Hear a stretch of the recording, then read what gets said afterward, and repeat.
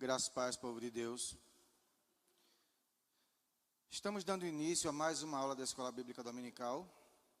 Nesse trimestre estaremos trabalhando sobre obediência. Semana passada vimos a aula de abertura sobre o tema. E hoje estaremos vendo obediência e fé de um personagem bíblico. Vamos estar vendo a obediência e fé de Abraão. Então é interessante pensar que se fôssemos trabalhar o próprio texto de Gênesis, onde compreende toda a história de Abraão, a gente já teria bastante assunto. Mas assim mesmo, sentado como estamos, convido os irmãos a inclinar vossas cabeças, para que a gente possa estar fazendo uma breve oração e assim iniciando a Escola Bíblica Dominical. Santo e eterno Deus, te louvamos, Pai, pelo privilégio e oportunidade que nos concede de termos a liberdade, Senhor, de estudar, de ler a Tua Palavra. Visita, Pai, neste momento o coração de cada um daqueles servos que, presentes ou através do serviço de mídia, estão acompanhando a Escola Bíblica Dominical. Abençoe, Senhor, conforme a Tua vontade. Dá, Pai, com liberalidade a cada um que busca, que quer, que deseja aprender mais e mais da Tua Palavra. Tira de nós, Pai, nossa incapacidade e limitação, perdoa nossos pecados e nos ajuda, Pai, naquilo que Tu queres, nos textos que serão usados essa tarde. Em nome de Jesus te oramos, agradecidos. Amém. A gente começa a ver o nome de Abrão, quando na verdade o personagem é Abraão. Abrão era o primeiro nome que ele tinha, desde o capítulo 11 na genealogia. Mas eu queria estar abordando com os irmãos hoje a partir do capítulo 12, onde tem o seu chamado, onde tem a sua primeira reivindicação como um homem separado por Deus.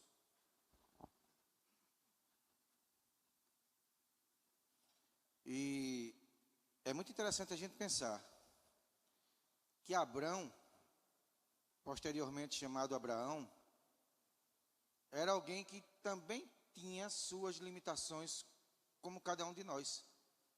Mas, obedecendo a Deus e seguindo esse caminho de fé proposto, ele alcançou alguns marcos que fazem dele alguém especial nas Escrituras. Ele é testificado no Velho Testamento e no Novo Testamento pelos seus atos de fé e obediência. Crendo que todos encontraram, vamos ler a partir do versículo 1 do capítulo 12, que diz assim o texto.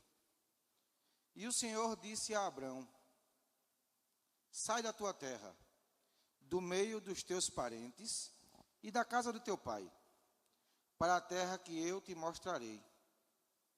E farei de ti uma grande nação, te abençoarei e engrandecerei o teu nome. E tu serás uma bênção. Abençoarei os que te abençoarem e amaldiçoarei quem te amaldiçoar. E todas as famílias da terra serão abençoadas por meio de ti. Abrão partiu como o Senhor lhe havia ordenado, e Ló foi com ele. Abrão tinha 75 anos quando saiu de Harã. Abrão levou consigo Sarai, sua mulher, e Ló, filho de seu irmão, e todos os bens que haviam adquirido, e as pessoas que haviam comprado em Harã. Eles saíram para ir à terra de Canaã, onde chegaram. Temos lido do versículo 1 ao versículo 5, e apenas nesse texto a gente já encontra alguns confrontos para a nossa vida. Eu me pergunto, e tendo essa pergunta em mim mesmo, eu repasso ela para vocês. E digo assim, Abraão já tinha 75 anos quando Deus o separou, o chamou. Já era uma limitação. Já era algo que se poderia dizer, será que ainda dá tempo? E o Senhor chama Abraão de um jeito muito interessante.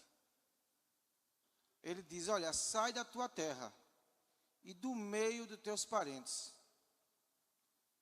e vai para um lugar. Mas que lugar? E eu penso muitas vezes comigo, porque a gente vê hoje tantas coisas dentro da igreja, e se esse convite fosse para mim? Se esse convite fosse para você? Imagina consigo mesmo, num sonho, numa visão, numa profecia, o Senhor se dirigir a você e dizer assim: saia de tudo que você constituiu até hoje, de tudo aquilo que você acha seguro, de tudo aquilo que permeia a sua vida. Saia da sua terra, do seu lugar, da sua casa. Saia do meio dos seus parentes e vá para um lugar que eu ainda vou te mostrar. Não sei se Abraão pensou, eu já tenho 75 anos. Não sei se Abraão pensou, eu já tenho a minha condição de vida estabelecida nesse lugar. Eu não sei se ele pensou, para onde o Senhor quer me levar. Mas eu penso comigo, e se fosse para mim essa pergunta? O que eu diria? O que eu faria? Estaria eu apto também, como Abraão, a obedecer? Imagina por um instante se isso fosse com você.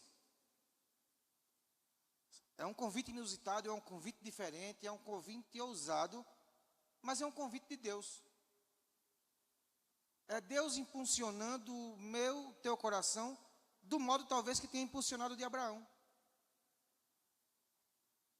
Irmão, sai deste lugar, sai desta situação, sai do meio deste povo, e vamos para outro lugar que você ainda não sabe, mas o Senhor vai te mostrar. Como nossos corações estariam? No versículo 2 vem algo que complementa essa fusão no pensamento da gente, porque é quase uma confusão. Farei de ti uma grande nação, te abençoarei e engrandecerei o teu nome. Aí eu pergunto, será que Abraão tinha essa proposta? Eu quero ser uma nação, eu quero ter um nome grande entre os povos. Será que esse era um anseio dele? Será que este seria um anseio seu?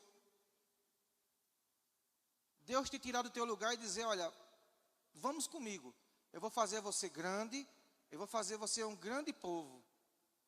A gente, para criar 2 filhos, 3 filhos já é uma dificuldade.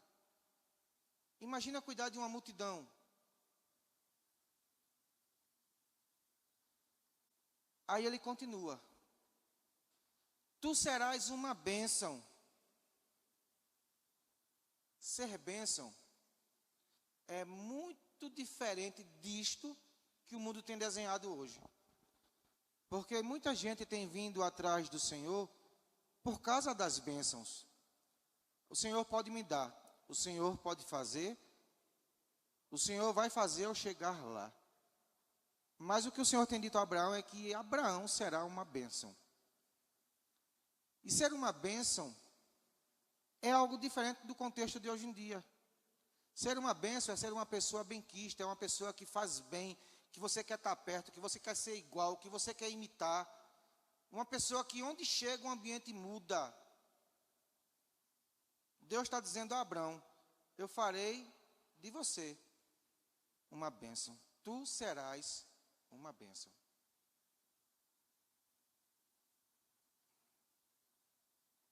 Versículo 3.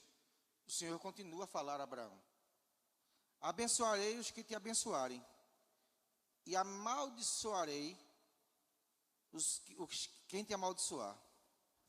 Ontem, conversando sobre uma passagem da Bíblia, alguém perguntava assim: ireis, mas não pequei. Quer dizer que ira pode. Ira é um sentimento que vem ao nosso coração como uma indignação contrária a algo acontecido. A gente pode irar, mas não pode pecar. A Bíblia vai dizer no outro texto de Romanos que a nossa vingança não é nossa. A vingança pertence ao Senhor.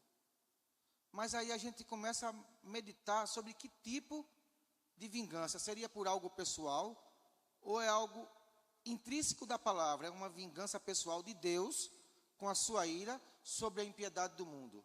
Será que essa vingança é a vingança que eu penso em um adversário qualquer, de um objeto ou de uma situação qualquer? Irá e não pecar, irá pelo quê? Irá pela minha condição pessoal, em uma situação pessoal, ou me irar contra o pecado, me irar contra aquilo que de alguma forma tem movido este mundo atual? O que seria um motivo justo para a nossa ira? Alguém pisar no meu pé, no meu calo, prejudicar a minha pessoa? Ou o motivo da ira deveria ser algo generalizado contra o pecado, que é cada vez mais impulsionado e propagado neste mundo? O Senhor tem dito: abençoarei aqueles que te abençoarem. Mas abençoar em quê? Porque os nossos olhos muitas vezes só contemplam a bênção material. Eu amaldiçoarei os que te amaldiçoarem. Amaldiçoar em quê? A gente precisa entrar nesse contexto como se o convite fosse feito a nós, como se nós fôssemos chamados pelo Senhor para esse desafio. E a gente precisa começar a pontuar algumas coisas que o texto fala sobre o chamado de Abraão, como se ele fosse o seu chamado, o meu chamado. Vamos pensar junto, talvez, com a ideia proposta a Abraão. E todas as famílias da terra serão abençoadas por meio de ti. Deus aqui ele já faz uma promessa. Deus já está mostrando que a posteridade de Abraão terá algo que abençoará todas as famílias da terra.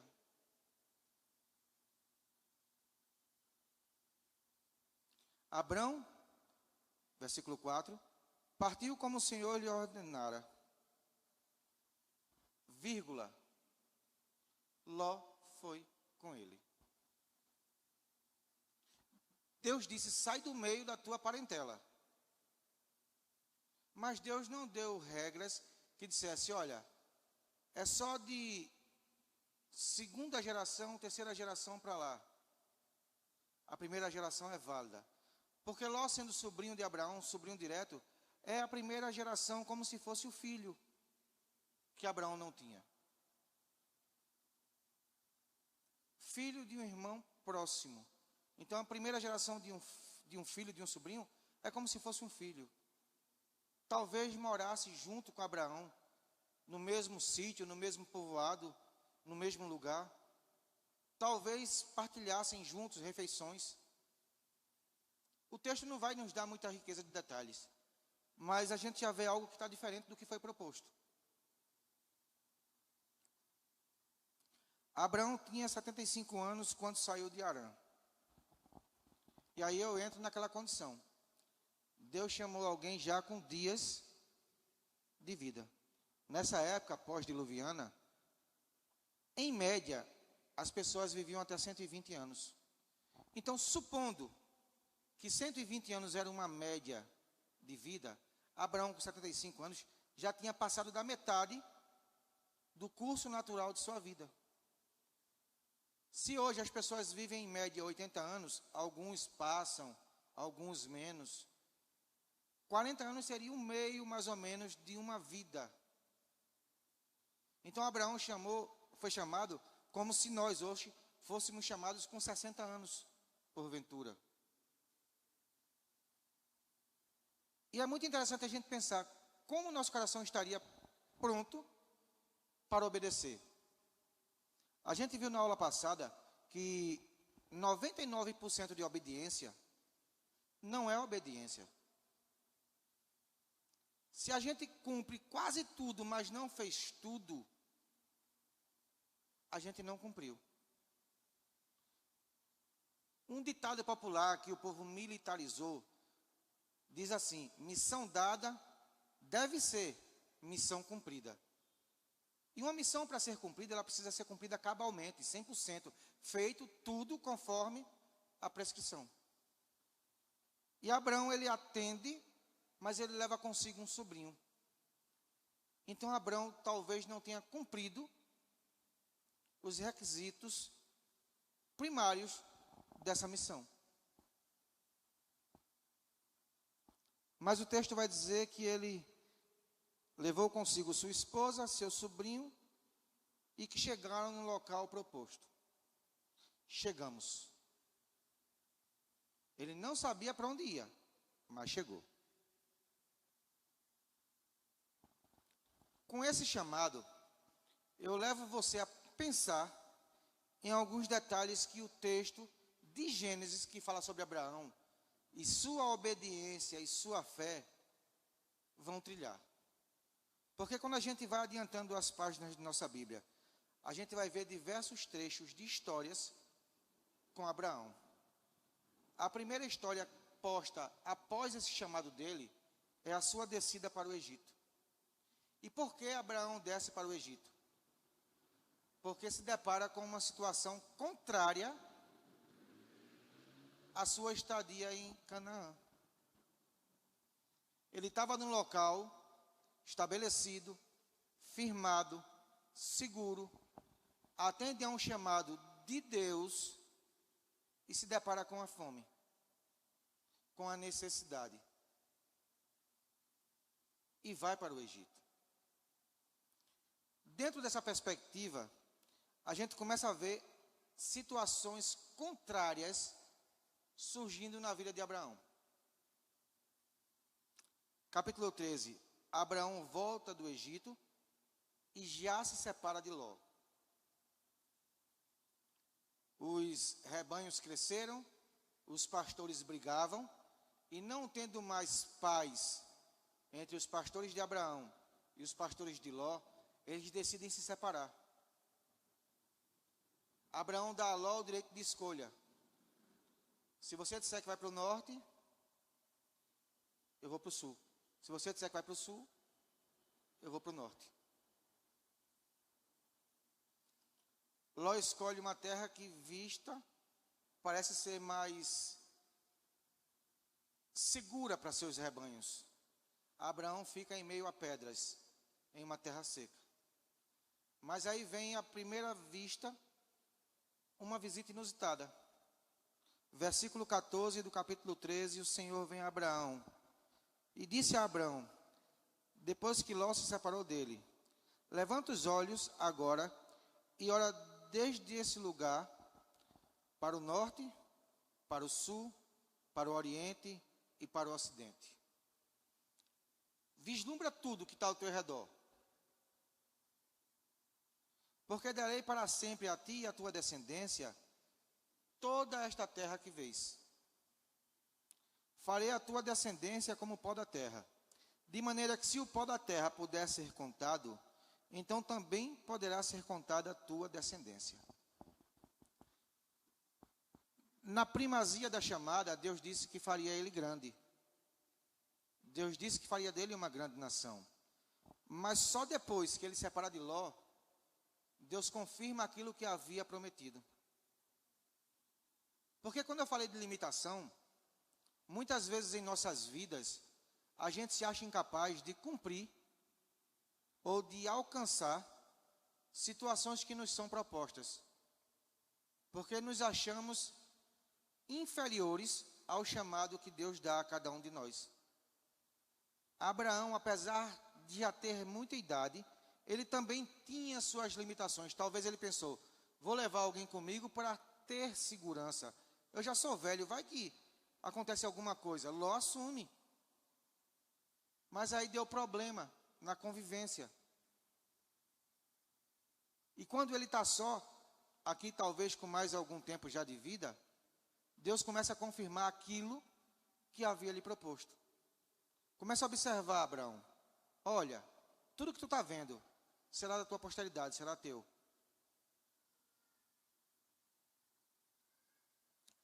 Ló continua a dar trabalho.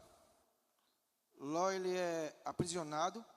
Abraão faz alianças, vai em busca do resgate de Ló, resgata Ló, e no decorrer da sua vida, os anos vão passando, e a sua descendência não surgia. Então ele, junto com a sua esposa Sarai, eles resolvem encontrar um meio pelo qual a sua posteridade estaria garantida. Porque até então, a sua posteridade estava depositada na confiança de um capataz, de alguém que trabalhava com ele há muito tempo, de ter um filho e aquele filho assumir seus bens uma vez que Sara morresse.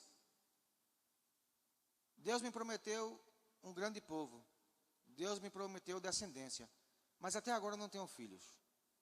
Sara, por sua vez, envelhecida, Abraão envelhecido. Como vai ser? Eles resolvem, como um acordo, criar uma alternativa que era comum em práticas da época. Ele podia ter um filho bastardo, um filho com alguém, que seria seu filho, e Sara, por sua vez, assumiria como matriarca daquele povo a posição de mãe, vamos dizer assim, daquele filho. Então ela toma sua serva, dá a Abrão, eles têm um filho, mas a serva, quando engravida, começa a fazer pouco de Sara. E, lendo esse texto e pensando, eu imaginei a situação de Ana. Quando Elcana disse que tinha Ana e Penina, que Penina tinha filhos, mas que ele amava muito mais Ana, e dava muito mais porções a Ana, por conta do seu amor, Ana não se sentia completa. Ana se sentia menosprezada, inferiorizada, porque não dava filhos a Elcana. E um episódio muito comum e conhecido de Ana é a sua oração no templo, quando Eli a toma por embriagada, por aflita. E, confrontando Ana, Ana rasga seu coração e conta a história. E o Senhor visita a madre de Ana e dá a Ana a condição de ser mãe. Agar, com sua soberba e com sua arrogância, destratava Sara, até que Sara, tendo a possibilidade de ser mãe, disse a Abrão: despede ela. Surge algo inusitado na história de Abrão. Sara consegue ser mãe. Abraão consegue um filho de Sara. Mas logo em seguida, chega uma situação talvez que seja mais probatória da história de fé e de obediência deste homem. Depois de tantas situações, depois que Deus troca seu nome, troca o nome de Sara, ele já com filho, Deus pede a Abraão uma prova de sua obediência e de sua fé. E Deus, no capítulo 22,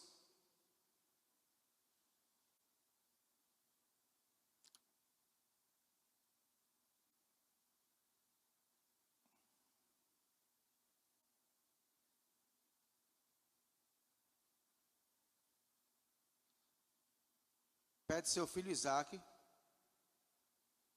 dizendo o seguinte: depois destas coisas, aconteceu que Deus provou a Abraão, dizendo: Abraão, e ele respondeu: estou aqui. E Deus prosseguiu: toma agora o teu filho, o teu único filho, Isaque, a quem amas, vai à terra de Moriá e oferece-o ali em holocausto sobre um dos montes que te mostrarei. Abraão sai da sua terra, Abraão segue por um caminho aonde encontra dificuldades. Abraão teve na sua trajetória estratégias dadas por Deus para vencer essas dificuldades. E Abraão chega num momento talvez de paz. Eu agora tenho um filho. Eu agora tenho uma descendência minha. Agora as promessas de Deus vão se cumprir. E Deus vem a ele e pede o seu filho. E diz assim: o seu único filho, como se Ismael não fosse.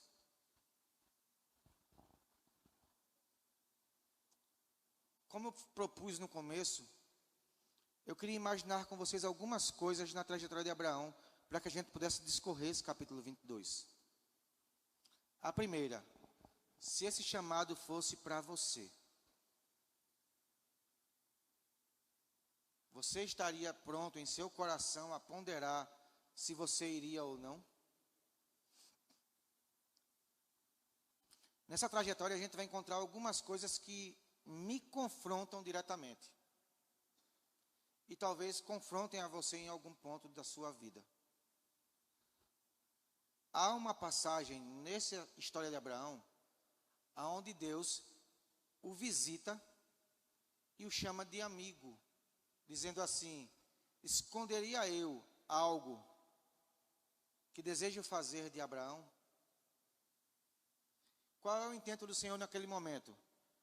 Subjugar Sodoma e Gomorra.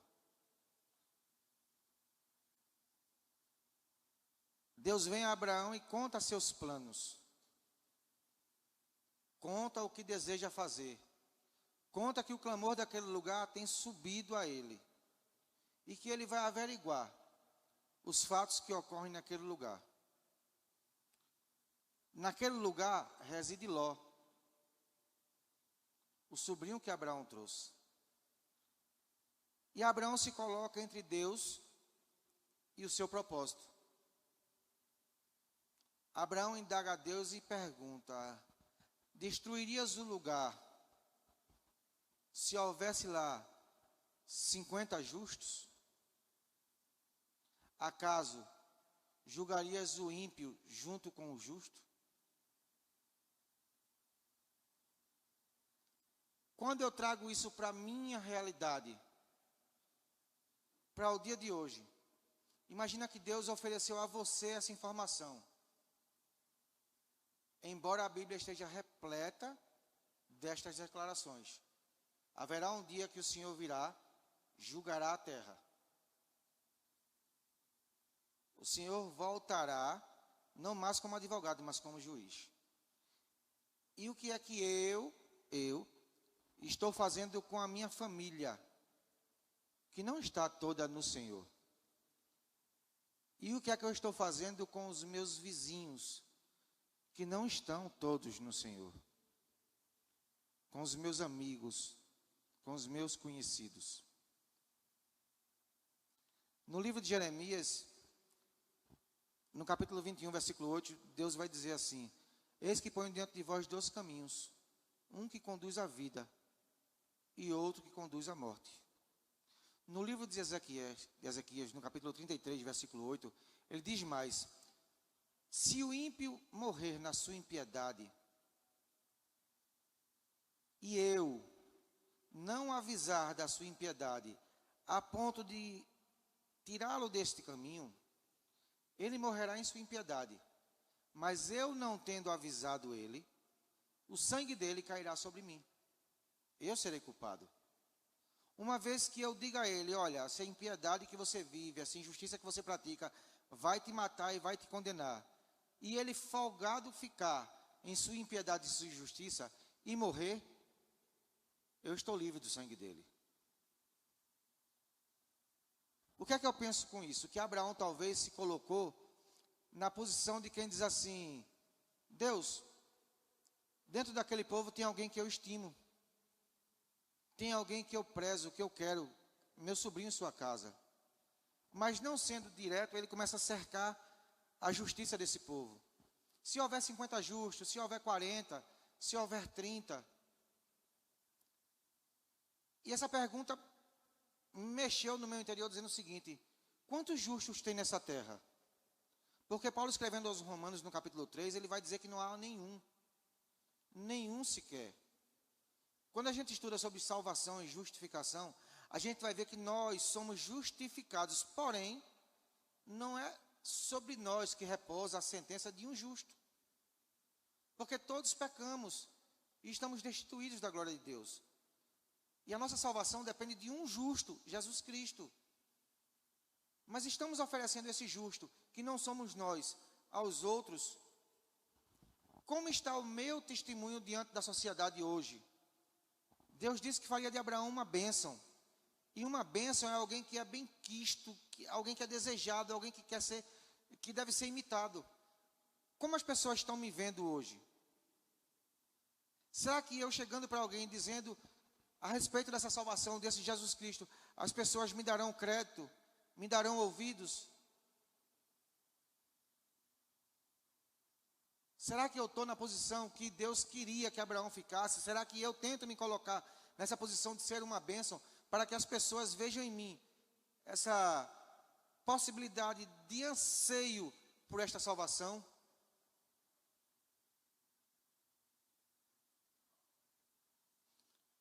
Falar sobre a história de Abraão é muito fácil, mas a gente tem que confrontar o texto de Abraão com a nossa vida.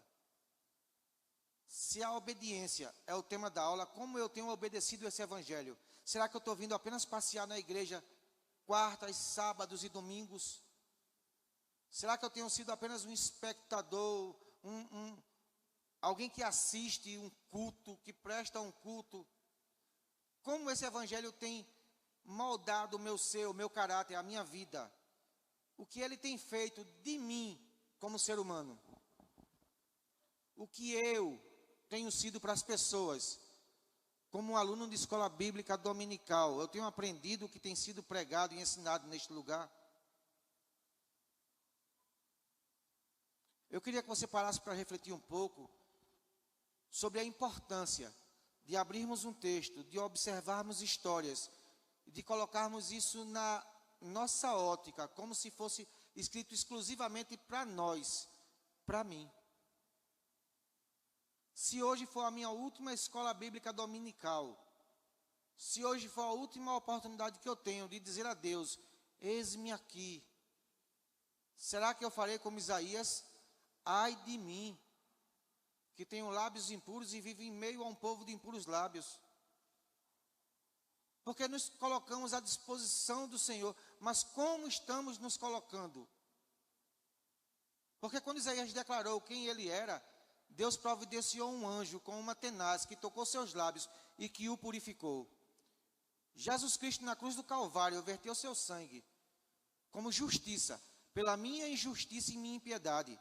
Então estamos justificados por Cristo. Nós somos os justos, pelos quais Deus não destruiu ainda o Ibura. Mas não é só por nós e nem para nós. É por aqueles que ainda não chegaram.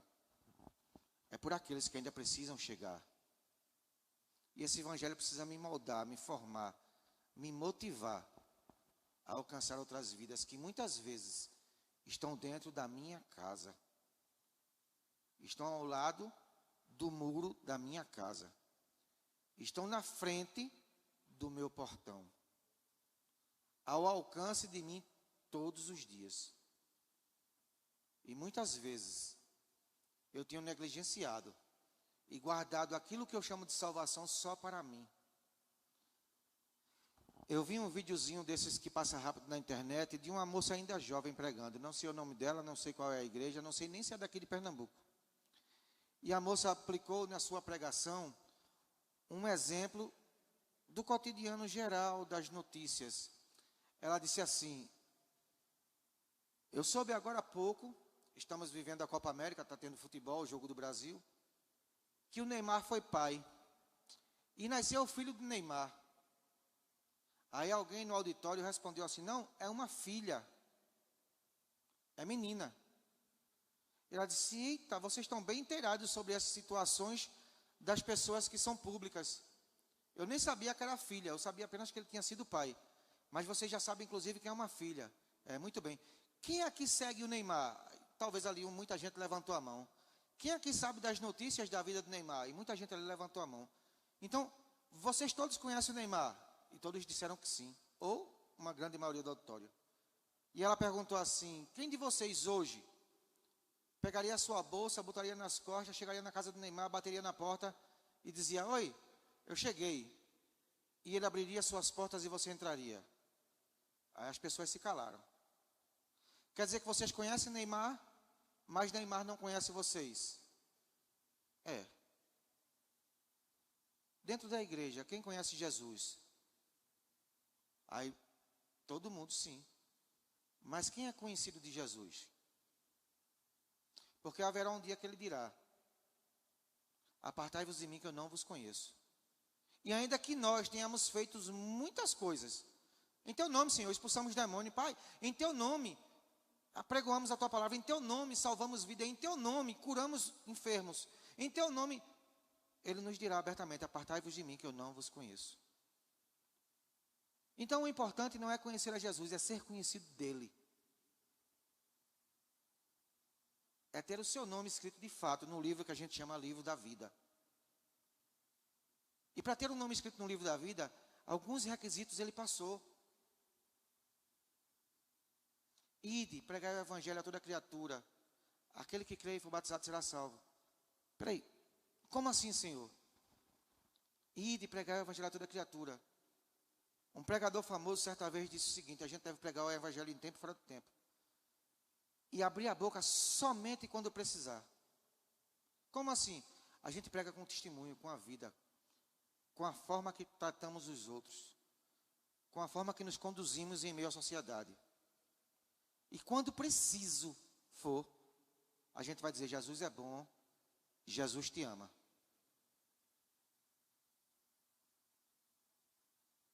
Abraão, ele se colocou numa posição de brecha.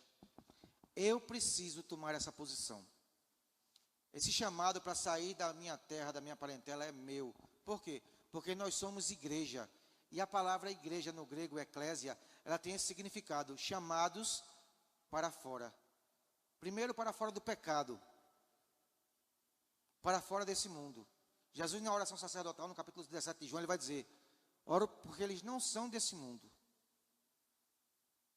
Segundo, porque como igreja, nós não escolhemos ser habitados pelo Senhor, mas o Senhor escolheu tabernacular em nós.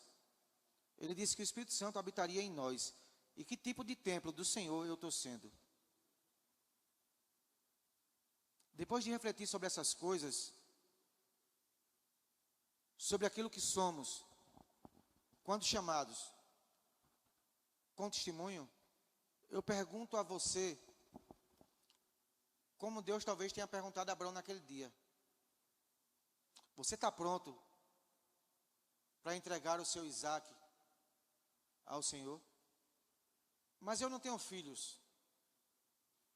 Talvez se a gente perguntasse a um adolescente hoje o que seria seu Isaque, ele dissesse que era o telefone. Porque alguns, quando ficam sem, são capazes de morrer, de agredir e até de matar. Mas para mim, o que é que tem sido hoje mais importante na minha vida? Será que eu estou pronto a deixar e abrir mão pelo Senhor? O Monte Moriá distava da onde Abraão residia mais ou menos 3 dias. E por que nesses 3 dias Abraão não foi visitado pelo Senhor? E o Senhor disse a ele: não precisa. Porque o Senhor sabia que Abraão era capaz, mas Abraão não sabia de sua capacidade. Talvez eu não conheça a fundo a minha capacidade, e muitas vezes precisarei trilhar caminhos em mares revoltos, até o último fôlego, para que o Senhor venha me socorrer. Porque eu preciso testar em mim a minha resiliência, a minha fé, a minha continuidade em obediência ao Senhor. Alguns de nós passaram ou certamente passarão por vales que a gente vai chamar muitas vezes de vale da sombra da morte. Com parentes enfermos, com enfermidade em nós mesmos, com necessidades financeiras, ou seja lá que tipo de situação for. Muitas vezes, em momentos de angústia e de calamidade como essas, a gente pudesse refletir talvez sobre o que Abraão pensava enquanto caminhava em direção ao Monte Moriá. Eu vi alguns vídeos essa semana, porque ia expor isso aqui, e vi um certo pregador dizer que Abraão talvez não sentiu muita dificuldade porque ele é chamado de pai da fé. Mas além de ser pai da fé, ele também era pai de Isaac. E como pai de Isaac, ele tinha suas dúvidas. Como pai de Isaac, ele tinha seus temores. Então, cada dia, talvez que ele andava em rumo, chegando mais perto, talvez o seu coração se afligia mais. Quando chegaram ao pé do monte, ao 3º dia de caminhada e avistaram o monte, ele disse aos moços: fiquem aqui, que eu e Isaac, eu e o moço, vamos adorar e voltaremos. Diz o texto que ele pegou a lenha e colocou sobre Isaac. Pegou o fogo e o cutelo e subiram caminhando. Nessa caminhada mais próxima, Isaac pergunta a ele: pai, eis o fogo, eis o cutelo, eis a lenha, mas onde está o cordeiro? A resposta de Abraão todos nós sabemos. Mas para que ele respondesse aquilo, como estava seu coração? Eu queria que você levasse isso para casa hoje como lição de casa. Se esse chamado fosse para você, sai da tua terra, da tua parentela e vamos para um lugar que eu te mostrarei. Se essa advertência fosse para você, estou chegando e vou destruir o seu bairro, a sua família, a sua parentela. Como estaríamos nós diante de uma afirmação como essa? Cumpri o meu papel e avisei a todos que esse dia chegaria. Ainda há algo por fazer? E em terceiro e último, que você refletisse talvez como Abraão na entrega de Isaac. Estou pronto a abrir mão de tudo aquilo que eu anseio, desejo e quero. O meu melhor está pronto a ser ofertado no altar do Senhor. Eu não sei a resposta que você vai encontrar para essas questões, mas eu vou te dizer as respostas que eu pensei. Eu não sei se eu estaria pronto a aceitar o chamado de sair e ir para um lugar que eu não saberia. E talvez a minha primeira resposta fosse: eu não estou capacitado. Eu tenho limitações, como Abraão tinha a idade dele. Eu tenho dificuldades e talvez eu ficasse dando desculpa. Mas o Senhor ministrou ao meu coração dizendo que Deus não procura os capacitados. Deus procura os disponíveis. Aqueles que dizem: eis-me aqui, o Senhor capacita para o propósito que Ele quer. Então estejamos mais disponíveis. A segunda indagação é quando o Senhor me confronta dizendo que vai destruir, que vai se vingar, que vai derramar ira sobre a face da terra. Em parte, a minha resposta é: eu fiz a minha parte.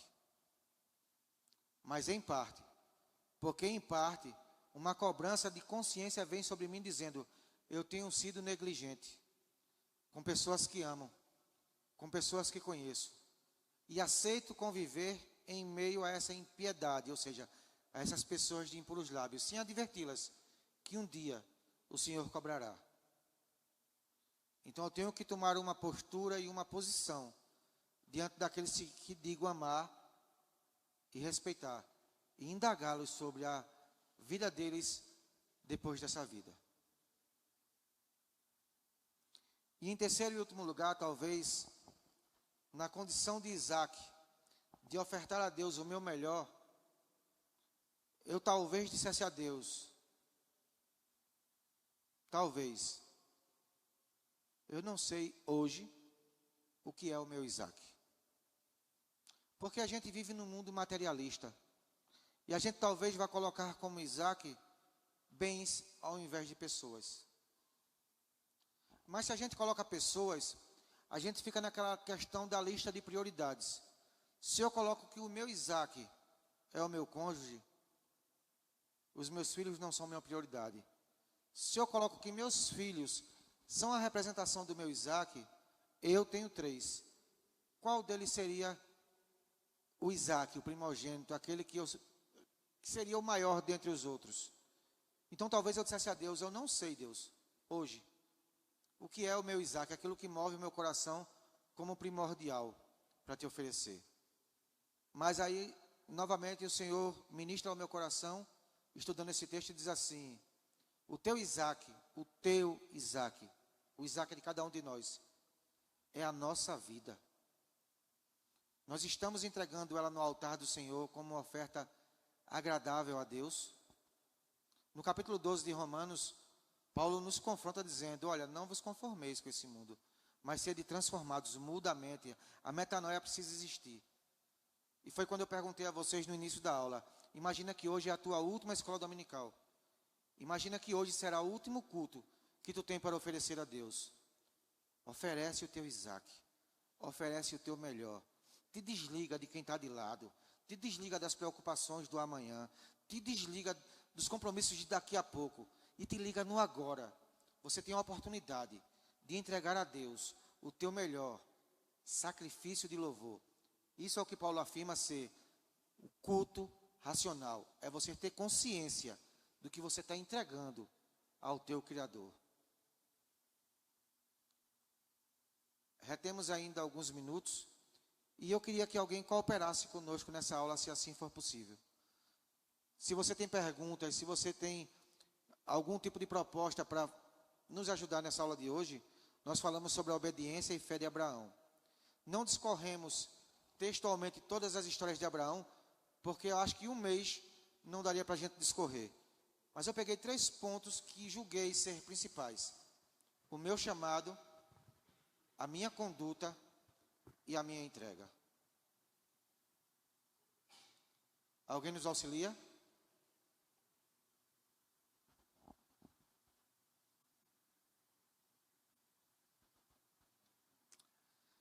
Falem agora ou calem-se para sempre. Ninguém ajuda? Então passa o microfone à pastora, Tenilton. A pastora ora e encerra essa aula de hoje. Faltando 5 minutos. Venha, pastora, venha-se embora. Nossa mestra.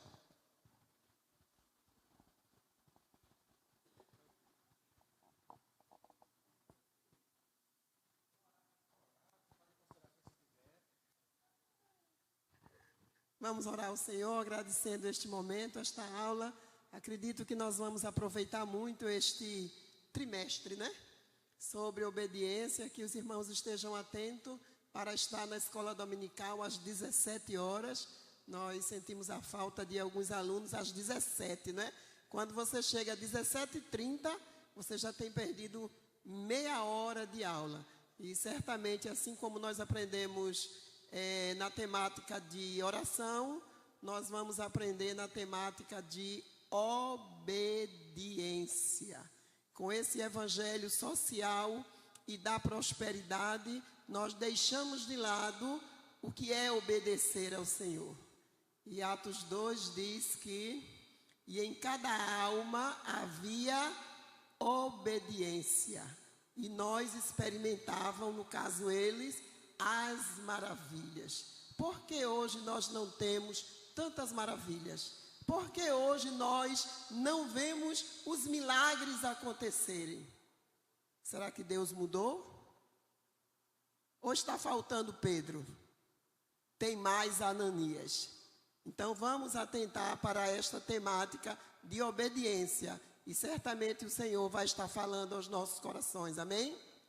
Senhor nosso Deus e nosso Pai, nós te louvamos, porque ouvimos, Senhor, a tua voz através da tua palavra. Palavra essa que é viva e eficaz. Ó Senhor, inquieta os nossos corações a entender, a ouvir, a obedecer a tua palavra. Porque se apenas ficarmos como ouvinte, nós não vamos passar de uma casa que não está firmada sobre a rocha. E o que nós queremos é estar firmados na rocha que é Cristo Jesus, entendendo que fomos chamados, ó Deus, para a obediência. Porque através da obediência nós vamos experimentar a tua boa, perfeita e agradável vontade de Deus. Ser com cada professor da escola dominical, ilumine, Senhor, as suas mentes, motive-os, Senhor, para que eles possam estar se dedicando e trazendo aquilo que tu queres do teu coração para a tua igreja. Nós te agradecemos pelos alunos que estão em casa, que não estão podendo vir de forma presencial. Nós também te agradecemos pelos alunos que estão aqui esta tarde. Continua, Senhor, conosco e continua operando no culto à noite. Nós te louvamos e nós te bendizemos em nome de Jesus. Amém.